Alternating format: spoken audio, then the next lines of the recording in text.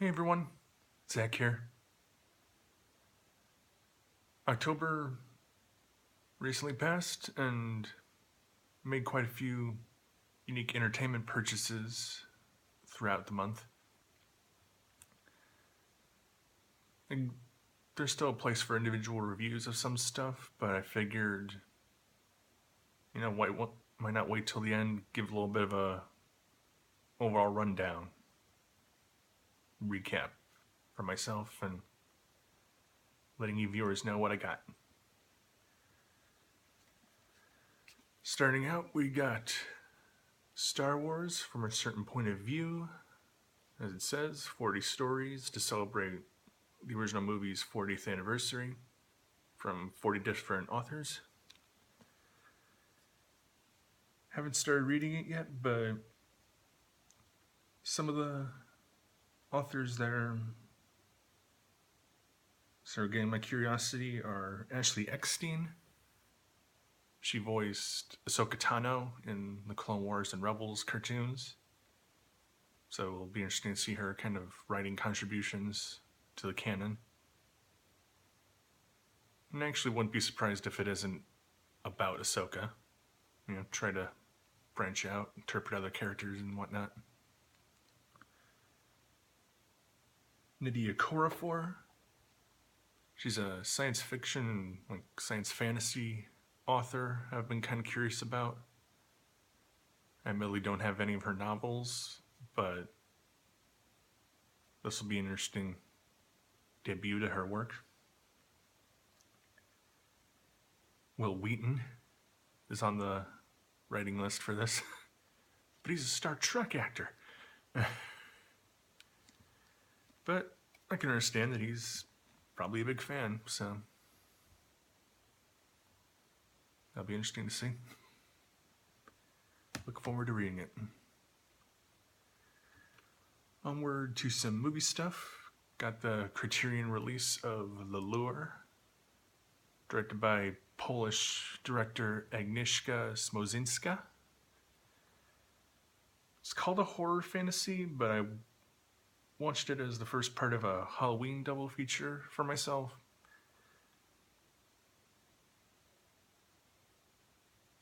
Consider it more of a fantasy musical kind of thing.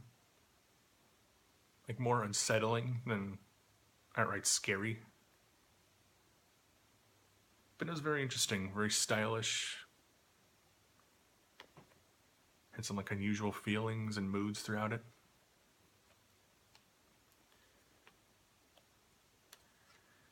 And on the same day I got Baby Driver, the newest film from Edgar Wright. Watched it the night I got it. Probably on the lower end of how I'm ranking the director's films, but it was still fun. An enjoyable mix of action and music.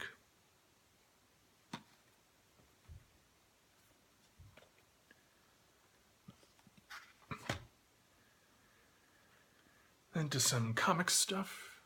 I got the Volume 5 trade paperback of DC Comics Bombshells, The Death of Illusion, from folks like Margaret Bennett, Laura Braga, Mirka Andolfo, and Elsa Charretier.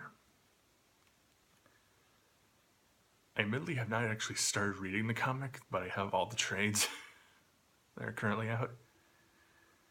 It's mainly sort of just kind of like the basic pitch of it got my attention. Redesigned,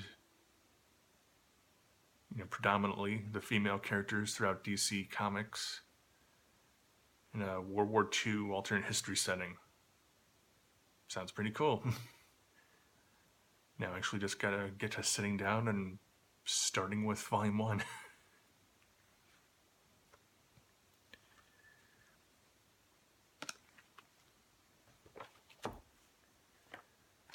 And a single issue, Invader Zim, number 24.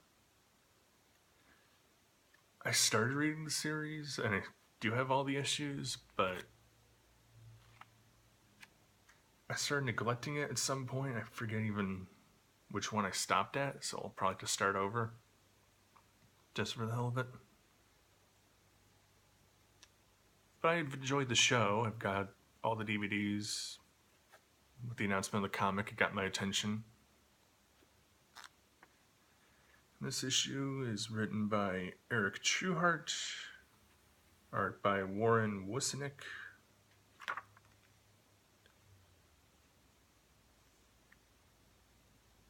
Even if the series is taking sort of a downturn, it's probably still at least some oddball fun.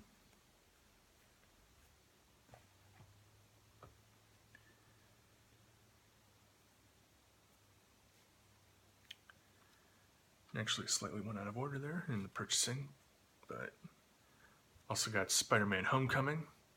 Didn't see it in the theater. I know there are mixed opinions on it, like Tom Holland is of course very well received Spider-Man already, and Peter Parker, but connecting him to the bigger world of the Avengers, having appearances by Iron Man and Happy Hogan, kind of rubs some people the wrong way. But I still heard good things. I liked collecting the MCU, so happy to have it in my collection.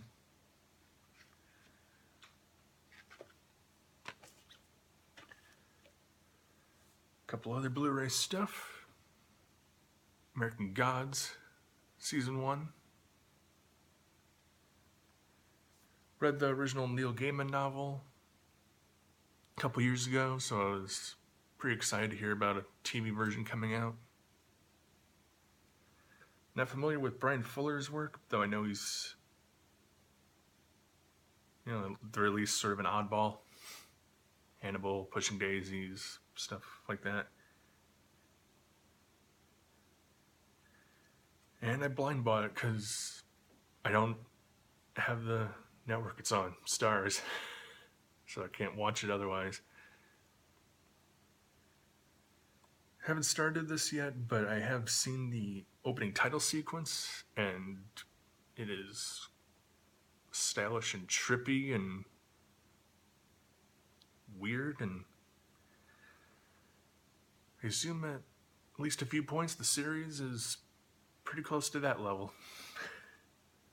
But pretty good things overall, even with the shifting tone and atmosphere and attitude. I'm glad to finally have it. My second Criterion release for the month, Personal Shopper, directed by Olivier Assayas. Made in France, but mostly spoken in English. Sort of a supernatural thriller drama kind of thing. Watched it as the second half of my double feature on Halloween. And it was also quite good. But with some of the subtleties, the mystery aspects, I didn't quite understand during my first watch, so I'll have to see how things are on a second viewing sometime.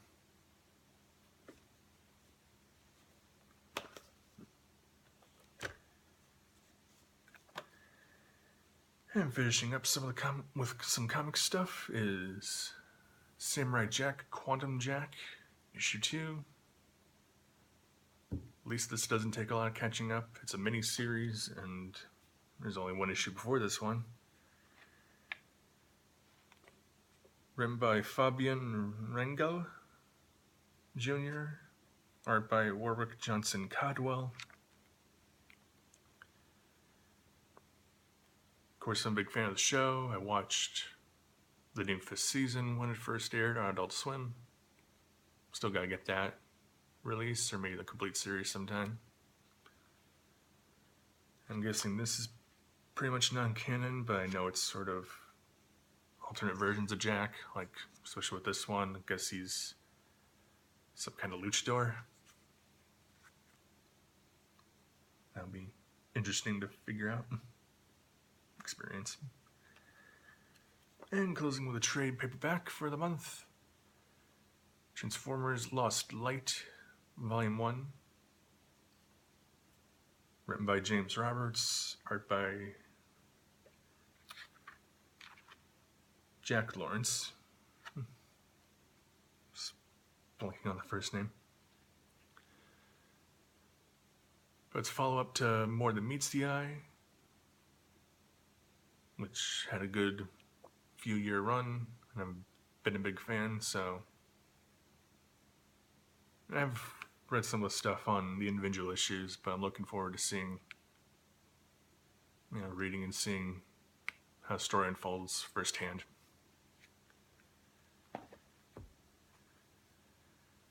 So that's for my entertainment purchases this month. Like I said, there'll still be a place and ideas for individual reviews of some things as I purchase them.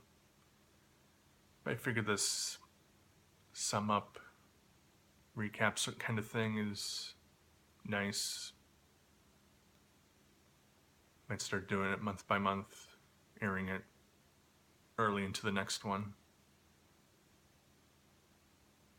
So, with this idea in mind, guess I'll see you in early December.